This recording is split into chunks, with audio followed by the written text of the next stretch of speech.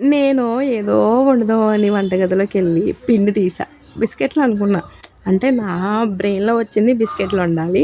Time పాస్‌గా అని చెప్పి ఒక కేజీ పిండి ఏదో పెద్ద మనకి ఎక్స్‌పీరియన్స్ ఉన్నట్టు ఒక కేజీ పిండి బేషన్‌లో ఏసి గట్టిగా మెత్తగా చపాతీ రోల్‌లా చేశా.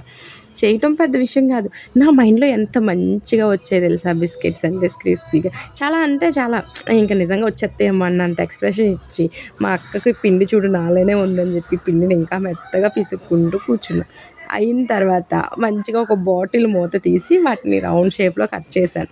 ఇవన్నీ చాలా వచ్చినియి. చాలా అందంగా నేను కూడా చాలా హ్యాపీగా ఫీల్ అయిపోయాననమాట. నేను ఈరోజు ఎలా అయినా బిస్కెట్‌లు చేసేత్తాను. కానీ అవి బిస్కెట్‌లు కాదు. పానీపూరిలా పొంగుతున్నాయి నూనెలో ఏసాక. ఇదేంటి బిస్కెట్‌లు పొంగుతాయా ఎక్కడైనా? కానీ నా బిస్కెట్‌లు పొంగుతున్నాయి. అవి పానీపూరీలు కదా!